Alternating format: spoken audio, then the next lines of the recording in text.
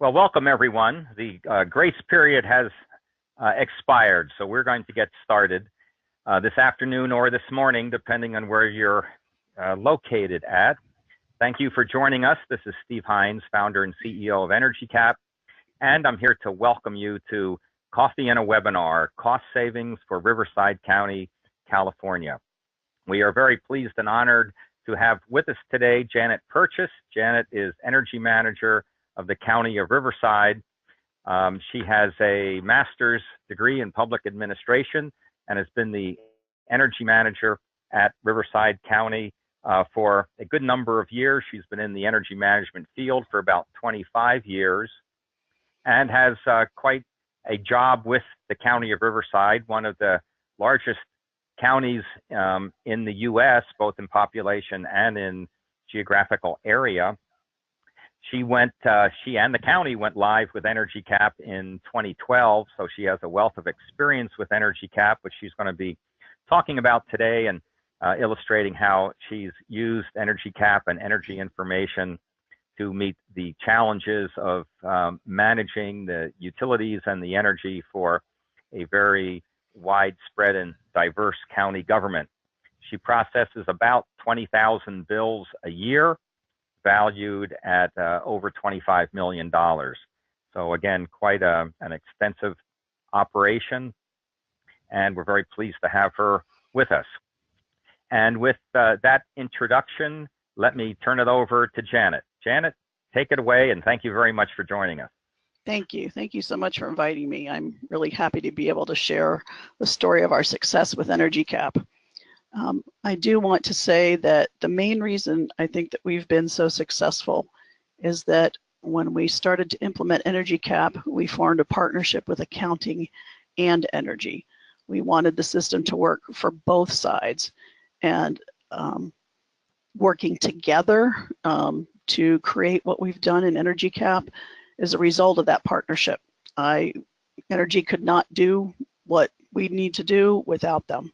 So if anybody's listening, I'm giving a shout out to my wonderful accounting team. So when we started to implement Energy Cap, our task was daunting. In Riverside County, we have 57 utility service providers. Riverside County is now the 10th largest county in the nation. Our territory goes to the Arizona border, down to the border of San Diego County, up to the border of San Bernardino County. We have 7,200 square miles. So it's quite a diverse area. We have two climates. We have desert. Some of you know about Palm Springs and Palm Desert, California as tourist places. And then we have the western side of the county. So within the county, we actually have 7 electric utilities.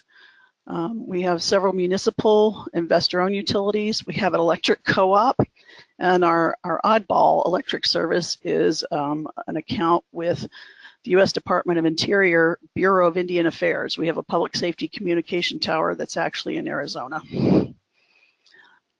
We also have 35 water districts. We joke that if you have a hose in Riverside County, you can be a water district.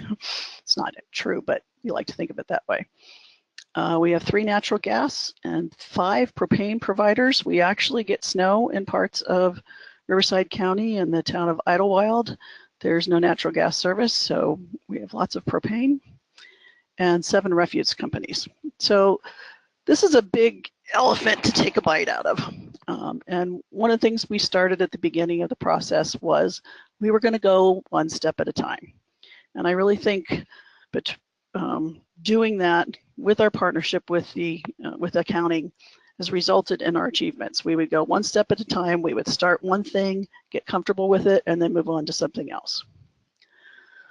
So the first thing we did was look around to see if we could get any kind of utility incentives for doing our Energy Cap conversion. We have a partnership, local government partnership with Southern California Edison and Southern California Gas Company. In that partnership, they offer incentives for strategic menu items, and one of them was for doing some type of utility manager. So the good news is we got $47,000, almost $48,000 as an incentive for doing this, which was really nice. So our first challenge after getting all of our accounts and meters set up in Energy Cap was, how do we charge our customers? Most entities will pay an electric bill, and then they want to turn around, usually at the end of a month, and charge back their customers for their utility usage. So for example, a building might have 4 tenants or 4 departments in it, and let's say some of them will charge 25% to each one of them. So in the past, that's why this spreadsheet is up, the way we billed our customers was through spreadsheets, and we had multiple spreadsheets with multiple tabs, and we had a lot of conflicting information, especially in the general ledger codes, the codes that we would use to charge our customers. So at the beginning, we had a lot of work to do to get our data right. The good news is that Energy Cap helped us tremendously with that. So I remember fondly when we were planning for starting Energy Cap.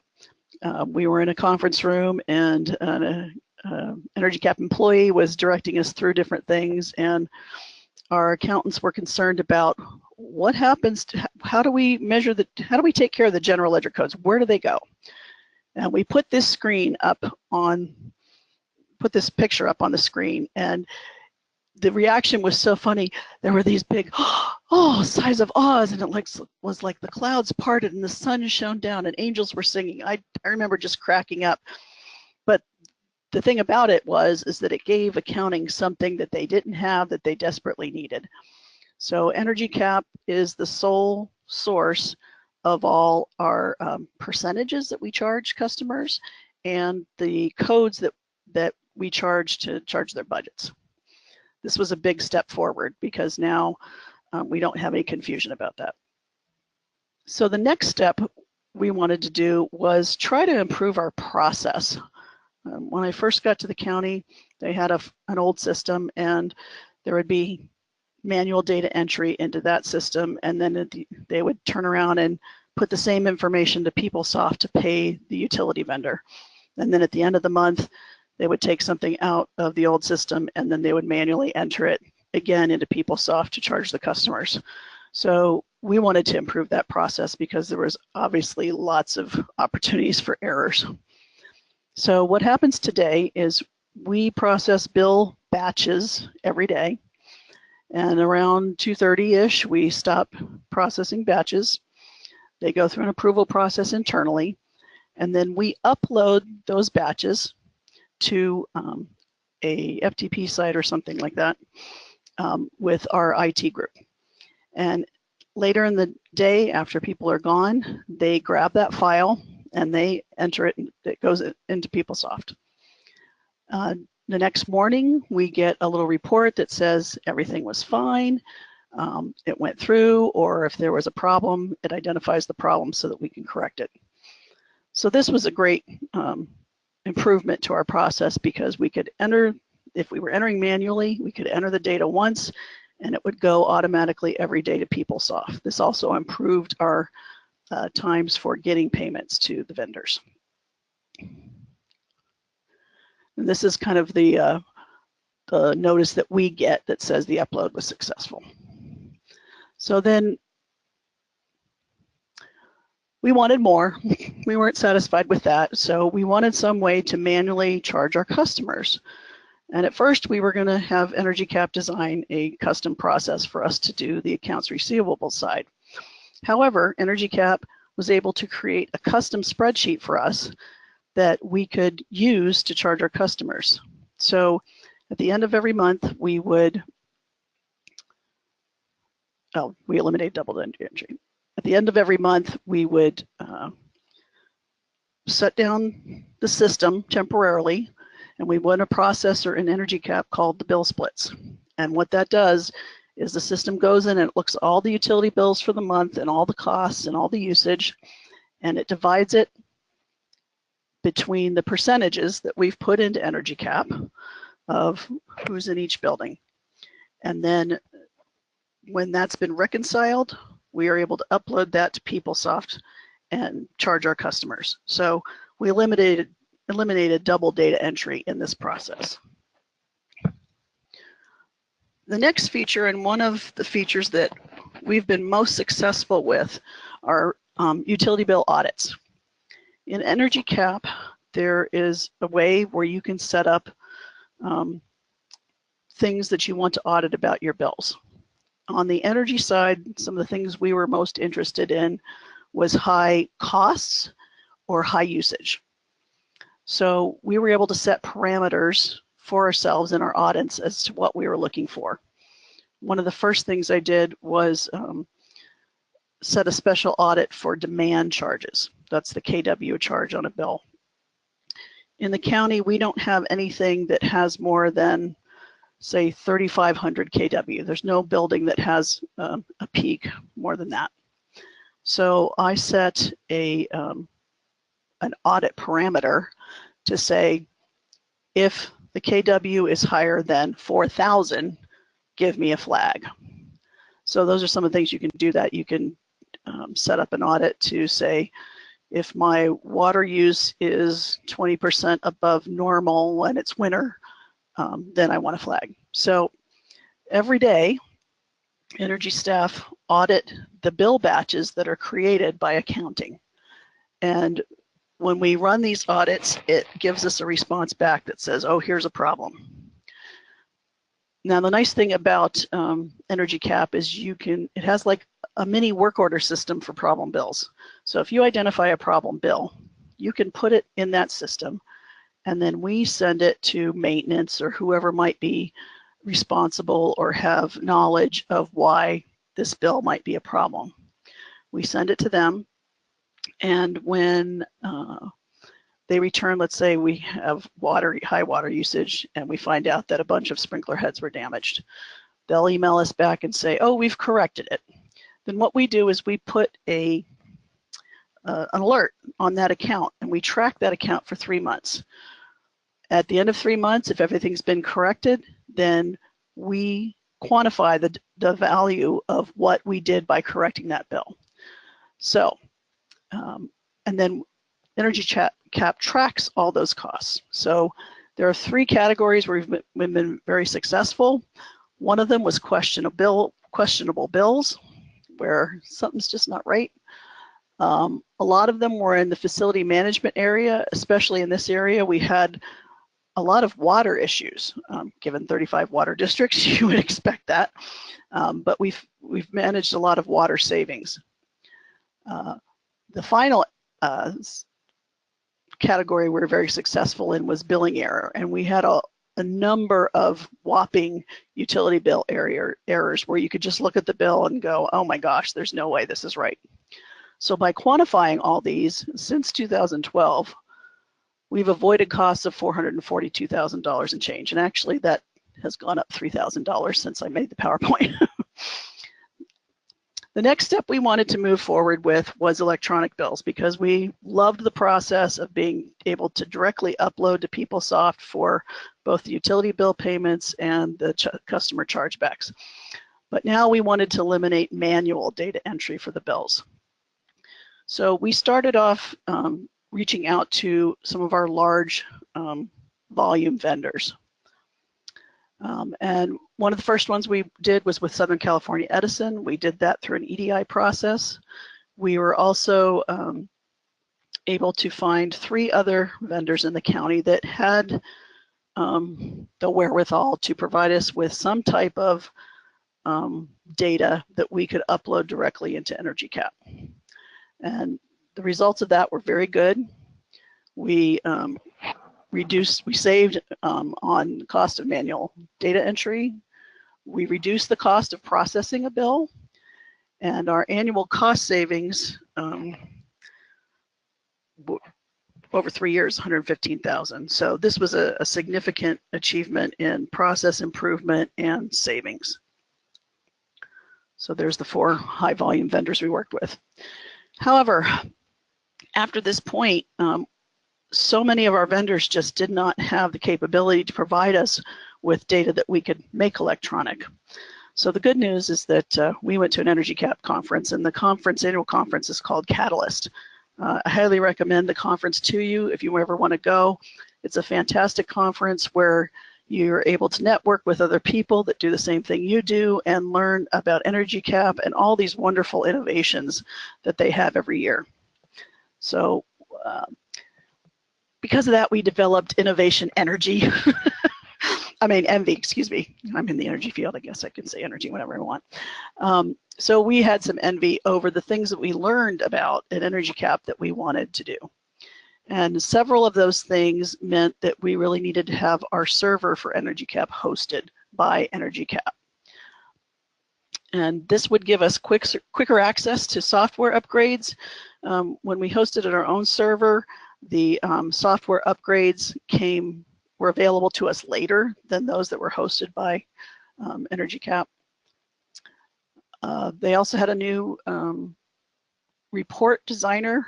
I guess we'll call it an add-on. And we were very anxious to use this because it would allow us to do more complex reports and draw in information from multiple tables in the system. And the nice thing about this is it actually saved us $6,700 per year. So we saved money and we were able to take advantage of some of the innovations that Energy Cap was offering. So the next one was bill capture. And this was a game changer for us. Bill capture is basically a process where you send PDFs of your bills to Energy Cap, who passes it to an OCR provider. And in return, we get electronic bills. It doesn't matter what the vendor is. It doesn't matter what the commodity is. We get all our data electronically. So this was big savings. We reduced the cost of processing our utility bill from $5.21 to $1.70. Amazing. And this resulted in annual savings of over $48,000. This was challenging at first for us to implement, but once we got used to it, especially my accounting staff, I'm sorry, it's not my accounting staff, the county's accounting staff really just took over this and ran with it, and they've become the major experts in this, which is wonderful to see. The other benefit we get is that we have a PDF version of the actual bill stored in Energy Cap. So this has been great for us. We're actually bringing on some more accounts from other departments and areas in the county so that they too can take advantage of this. So now I've been asked to switch gears here a little bit. We've developed kind of a unique process in Energy Cap for capturing solar savings for debt service. We're currently almost done with a 12 plus megawatt solar project where solar was installed on 14 sites across the county. And this was a large construction project, over $55 million. And in the county's rules require that our savings have to pay for the project. So the challenge was, okay, so how do we make sure that we capture these savings to ensure that we're meeting what are guaranteed savings provided by our contractor? So the first revenue source was a California Solar Initiative rebates. This program is gone now, but we were able to reserve some of these rebates back at the beginning. So these rebates come monthly for 24 months, and then at the end of 24 months, Edison gives us a lump sum. So that's one source of savings, and we track that really through spreadsheets. The rest of the savings, though, we are able to capture in Energy Cap. So our energy services contract has a contracted rate or value for our net metering sites. So at the end of every month, we look at the billing period and we get the monthly generation for that building, and we multiply it times the contract blended electric rate in our contract. And so we start building a little spreadsheet with that to do this. So net metering sites, for those that don't know what that is, basically when you put solar on a site, Usually the utility doesn't want you to make more solar than what the building can use. So the systems are sized to kind of meet that requirement. So at the end of every year, the utility will look at how much the building used versus how much solar was used. And so if you used more solar than the building used, then they will give you a small amount of money for that excess solar generation. And if you didn't use more than you did, then everything is good and you start another year. For those who don't believe there's snow in Southern California, yes, there is snow. This is a net metering site at our Riverside Animal Shelter. That's Mount Baldy behind us. So we did mostly shade structures and parking lots through this project, but we've also done some ground mount solar. Our final solar savings comes from kind of a unique thing. The California Public Utilities Commission mandated the investor-owned utilities in California to develop a special kind of tariff. And knowing utilities, they always have their acronyms and weird names. So this tariff was called the Renewable Energy Self-Generation Bill Credit Transfer Tariff. And we like to call it the Res BCT tariff because it's close to Aretha Franklin and her her Respect song.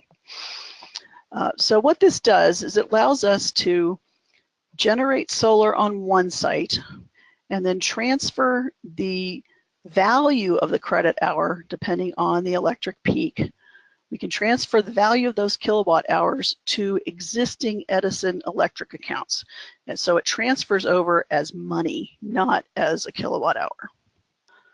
So we wanted to figure out a way to capture these, both the generating sites generation and savings, and what we call benefiting accounts. Those are the receivers of this financial kilowatt hour value. So the first thing I did in EnergyCap was set up a virtual solar PV meter. And we don't actually get readings from the solar PV meter, at least not at this point. We use that as a way to start a template where we could put in small things that we would capture for solar savings. So we created a very simple template to go along with that solar PV meter. So at the end, we were talking about how we would multiply the kilowatt hour production times a blended rate to get a cost avoidance number, which was our savings. And so here's a sample of what we would put then as a maintenance batch. That's a batch that doesn't get uploaded to PeopleSoft. It's for information. So here you can see where this particular month there was over 42,000 kilowatt hours generated, and when you multiplied that times the contract rate, the savings was 6,000 and change. So we put that data in that spot. When you get to these Res BCT sites, it gets a little more complicated. So say, for example, we have one 1 megawatt solar site at another animal shelter. That is our generating account. 1 megawatt is more than that building can ever use. So we call that the generating account. And what we have to do is identify what electric accounts in the county are going to get the value of that excess generation. So we call those benefiting accounts. So what happens on the electric bill is we get a spreadsheet that shows the solar credits that we are going to get. So every month we get a little spreadsheet like this. This is a generating account, and it shows what the credits are for the generating account. So, and then we also get the same things for the benefit account. So what happens is when we get one of these credits from Edison, we put it in the electric meter template. So this is it shows as a bill adjustment on the utility bill, and that's a negative number. And then what we do is we do a maintenance batch to take that credit back. So in essence, what we're doing here is we're charging our customers for solar. So at the end of the month, this comes into play because basically what we're doing all this time is we we take the generation that we get and the value of it, and we put that amount in the solar PV meter in the template. So those things serve as we're assessing roughly a cost or a charge, but we need that to take those values back to achieve our debt service payments. So the thing that makes this happen is at the end of the month, we run the bill split process. So the bill split process will again look at the utility bills, and it will also look at our savings that we've put in the solar PV meter. And what happens then is those items become a charge that we take back from the customer. Now the good news is their regular utility bill will go down. They will see KW savings because this is only based on the kilowatt hour, this whole project.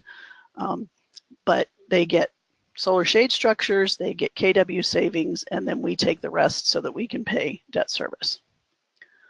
So basically the process takes all the solar credits and savings back from the customer, and then our accounting department reclassifies all that as savings for debt service.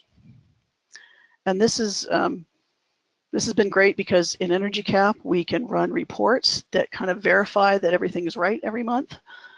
We have great accounting staff that stay on top of this for us, and this has been a good way to make sure that we're achieving the savings that were promised in our contract. And then the last step we do is we add in the CSI rebates, and that forms the total revenue portfolio for this project. Hopefully this coming weekend, this is our 4 megawatt site in Jurupa Valley, California. This is a ground mount site. Last weekend, we tried to tie in this system to the Edison grid. We have to shut down the building and everything around it. Unfortunately, it started to rain. Yes, it rains in Southern California. So part of the work was done but not completed. So this weekend, we are hoping that we will finally get to tie this in. This is the last solar system in our 14 site project, and we're looking forward to that being over. So Energy Cap has really been a game changer for us. It was the foundation of the start of our energy program. We've been able to use it also to rank our buildings as far as cost per square foot and use per square foot, so we can identify where our problem buildings are that might need energy efficiency. We're able to capture solar savings for debt service. We get electronic bills so that we improve our accuracy and create savings in our process. I don't know what we would do without Energy Cap, quite frankly. It's become such a part of everything that we do.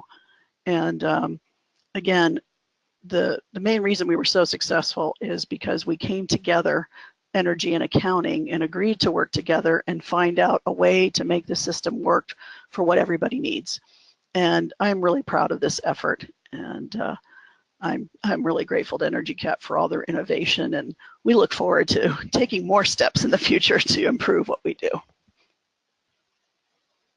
Well, Janet, thank you very much. You certainly are a great Energy Cap proponent, and I wanted to mention that for the benefit of the audience, we are not holding a child or a pet for ransom until you say nice things about Energy Cap. That you have actually gotten a lot of value out of it.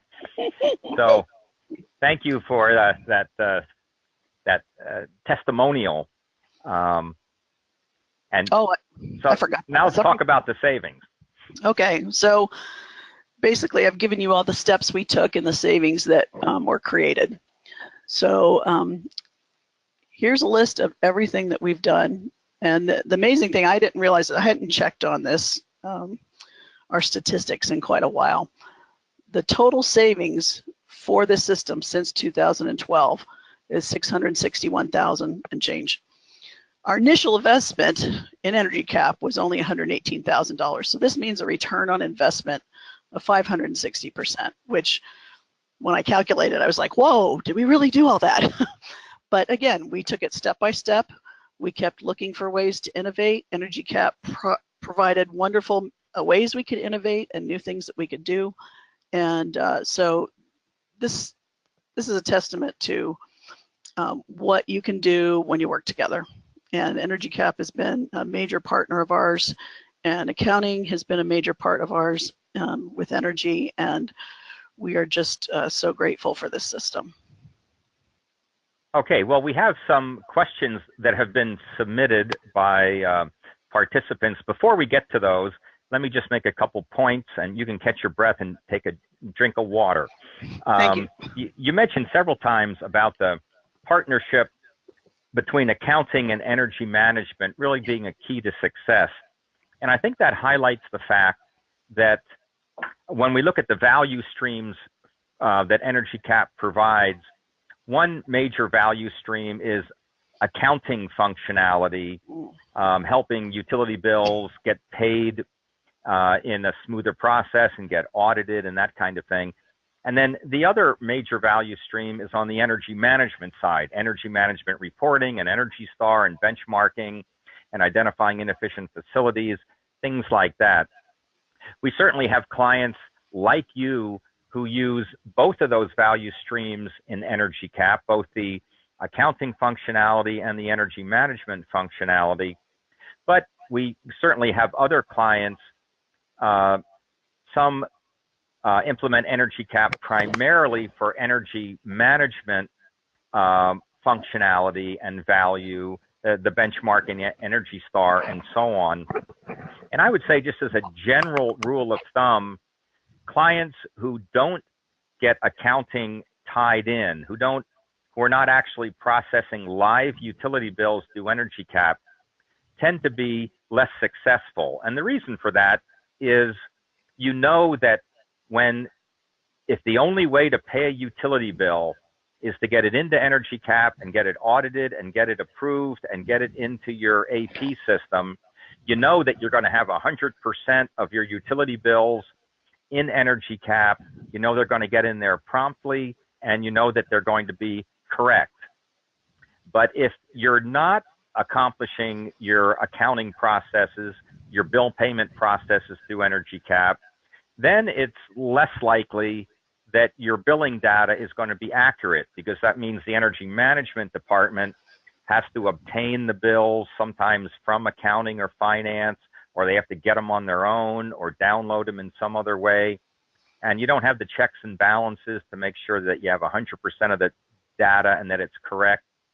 So those who are only doing energy management tend to be generally over time somewhat less successful, however you might want to define that. So I agree with you that a real key here is using both accounting functionality to obtain and pay bills, and then energy management functionality for reporting, benchmarking, things like that. Something else that you said that really jumped out at me that I made a note of was, you said one step at a time, that it's a better process to move forward to implement one area of functionality at once rather than trying to do too many things at one time. It's just easier for people to get comfortable with it, and easier for your staff to get up to speed with it when it's one thing being done at a time. And let me just ask a question before we show some of the other questions that came in from the audience. Something that you mentioned on one of your slides was when you were documenting your savings, you said that the manual bill entry cost had been estimated at $5.21 per invoice to receive a paper bill and to get that paid to accounting.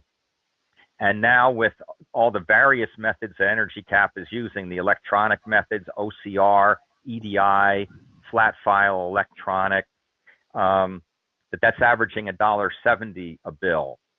Now, sometimes when we talk to clients and potential clients, and we quote numbers like that, we say, well, you know, industry average is that to pay an invoice, any invoice, is generally a $5 to up to $20 cost to an organization. We see those kinds of numbers being quoted, and you can do that much more inexpensively with our bill capture service and some of the Energy Cap tools.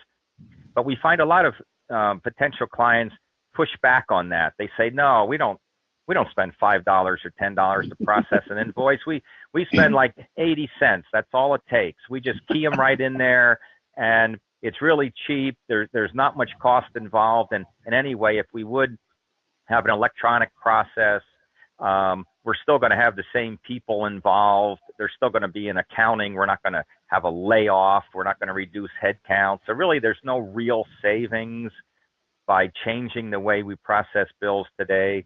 So my question to you is, when you look at, you came up with this $5.21 figure, how did you come up with that? And do you have a lot of confidence that that is a good estimate of what you were really spending out of pocket for paper invoice processing? So yes, this is where I relied on our accounting folks themselves. So they actually did a study looking at, okay, how much do we actually pay for someone to do manual data entry on our utility bills? We looked at the salary costs, we looked at time costs, and I wish Claudia was on because she could give more detail to this. But basically, we took in all those factors of how long it takes to process and those kinds of things to determine what our cost was. Now, this did not include savings that we're probably getting for the county's bank, through the county's bank, because we're processing electronically as opposed to voucher paper processes and checks. But this was mainly looking at, you know, how many utility bills do we get in a year? What do we pay our staff to do the manual entry and the process for? And so that's where we got our figure. We actually looked at our actual costs along the way, and I'm sure I'm missing something, but that's the overall view of it. We looked at we did our own study. Okay, that's good. So you did a study. There was due diligence behind that. It wasn't someone just pulling a number out. Okay, good to hear.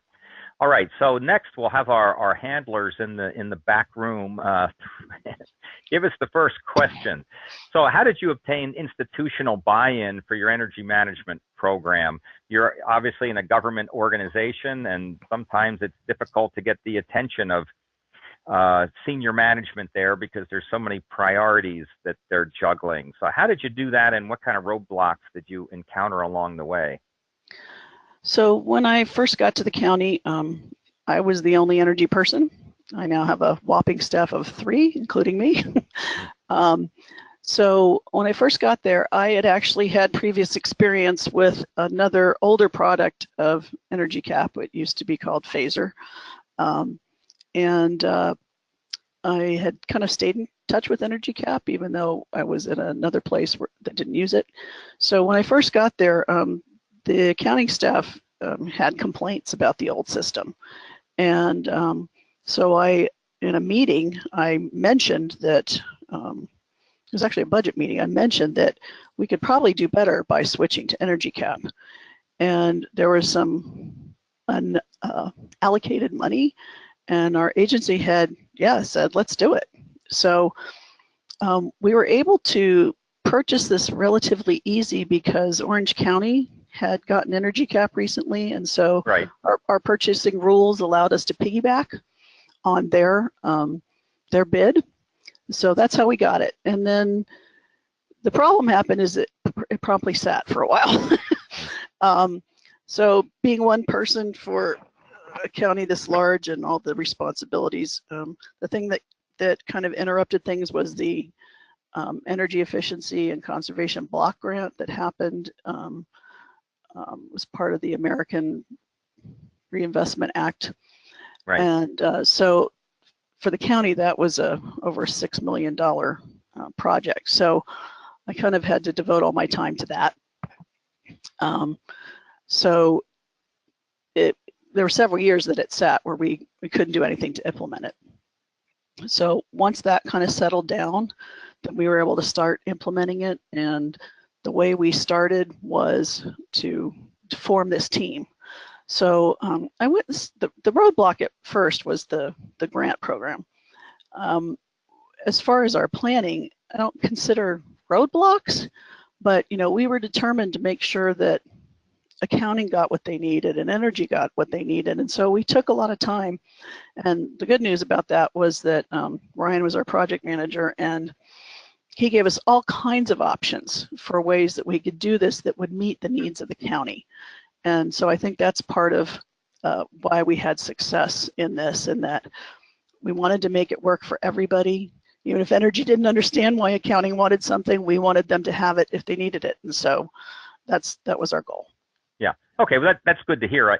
It strikes me that the fact that you have a master's in public administration is probably a more valuable master's degree than a master's in mechanical engineering, because it sounds like you know how to maneuver your way through the government, let's say, bureaucracy or organizational hierarchy, and put teams together and get things done that requires teamwork and requires consensus.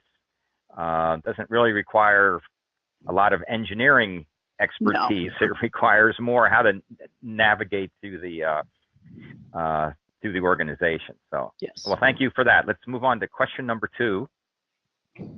What are some lessons learned regarding accurately tracking renewables? Oh boy. So this has been kind of something in process. So we've had to modify some of the templates. We've had to help accounting understand where to put these different pieces of information, be they in the electric bill or in the solar PV template, how to run them with a maintenance batch versus a regular batch. And then making sure we go back and check, because we can run reports in Energy Cap. We've developed some reports, but to go back and check to make sure that our reports in Energy Cap match the journals that accounting creates for these things. So it's something we have to do every month, and we try to stay on top of that so that we're able to make sure that what accounting is reclassifying for revenue is what we expect the savings to be. So that's been a joint effort. And then the other thing that was a little tricky was with the CSI rebates. It used to be that you would get your rebates every month for 60 months. So Edison changed their policy and said, okay, after 24 months, then you're going to get a lump sum for the rest of it. So we started developing tracking for, and we did this in spreadsheets for when each site would hit their 24 months, and then we would estimate what we thought the approximate lump sum would be so that we could use that for budgeting. Yeah.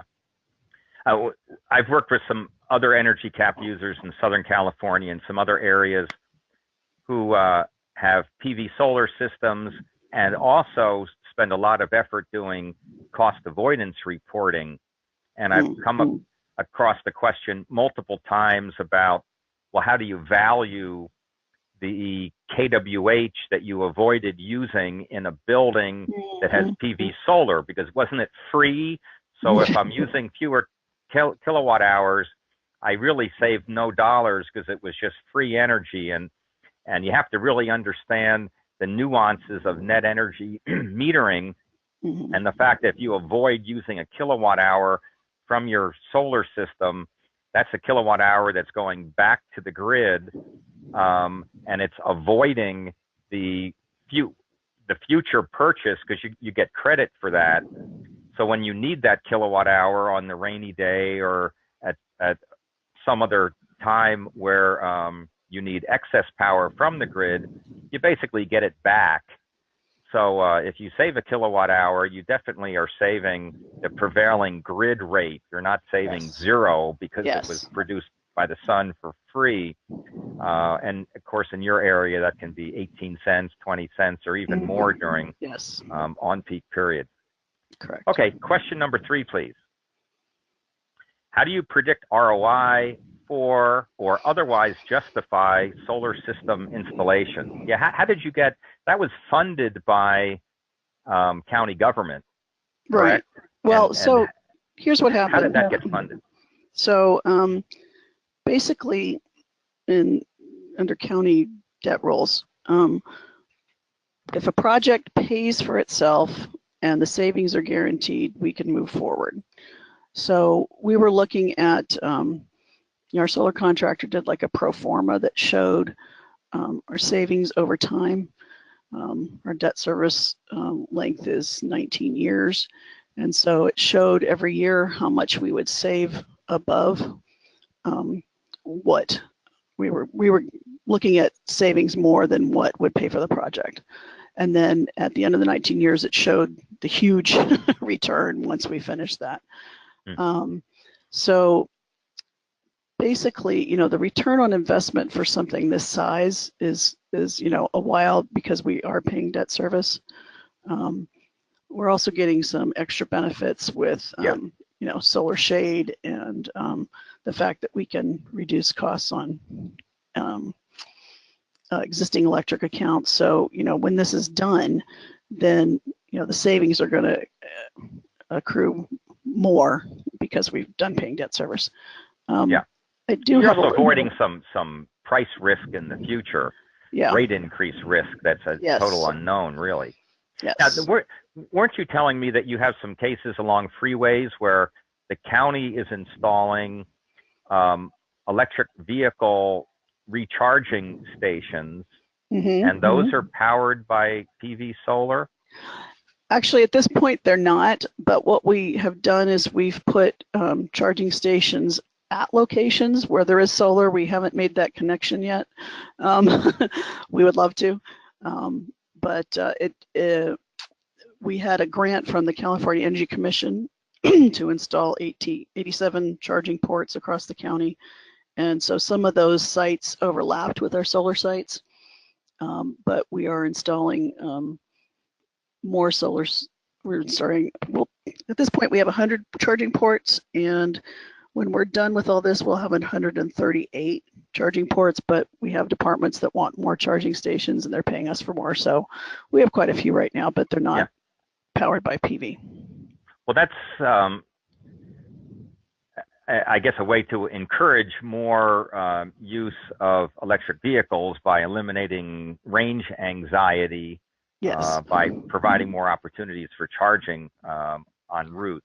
Right. And we have like workplace installations. So we did a survey to see where people were most interested in using electric vehicles. And then we have some like destination stations, like our county fair, like our museums, like a place where people have weddings. And then we have, they call it basically freeway locations. So we've installed some of them that are less than a mile from major freeways.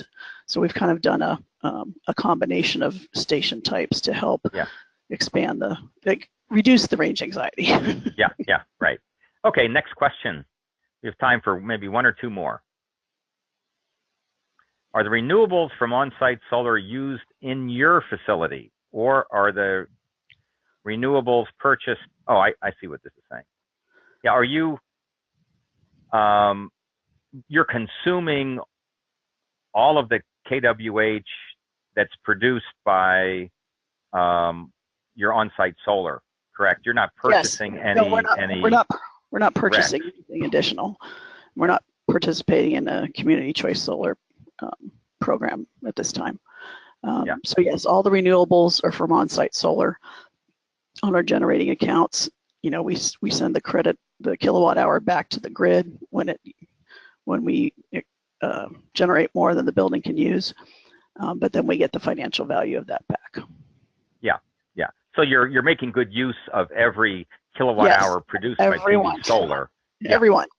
Every single one. Well, there really is no way. You don't have a way to throttle those in any way. So no, we don't have any like export limits on us at all because we're part of this program. So I know other places that they have an agreement with Edison where they're not going to export unused generation. Right. Okay, back office team, do we have any more questions? Did anything else come in? Oh, there we go. Please describe your relationship with your local electric gas utility and have they played a role in your successes? Yes. So we do have a formal partnership with Southern California Edison and the gas company. So they were key in providing this incentive on the strategic menu item for helping us with energy cap. And then, you know, we use energy cap to identify problem buildings by ranking them by cost per square foot and use per square foot. So that feeds back into the partnership. Our partnership with Edison, the gas company, has been extremely profitable, and they're a huge help with helping the county do what it can in energy efficiency, solar PV, charging stations, et cetera. One of our other key electric utilities is Riverside Public Utilities. We're located in Riverside, California, and so that utility has also been very helpful in doing that. Some of our utility providers, I mean, when you have 57 of them across the county, there's not a lot of interaction. Some of them are very small. Others are larger, and you know, each one seems to have its own unique flavor and way of working, and so sometimes it can be challenging to understand that so that you can work together well. But you know, our largest utilities have been extremely helpful. Now, I know in California, some of the utilities have rolled out on-bill financing, where Yes. basically you're obtaining a loan from the power company and then paying it back a little bit at a time on your electric bills. Yes. Is that something that the county government would ever take advantage of? I tried that. The counties have unique debt rules based on how the county was formed. So basically, if the county takes out a loan, we have to go to the voters for approval. Hmm. So the way our county council looked at that was we were having a loan between the county and a utility provider. So that was not allowed. Yeah. Okay, we have time for one more question. Back office team, I guess we have no more questions. All right. Well, that timing worked out very well. Janet, again, thank you so much.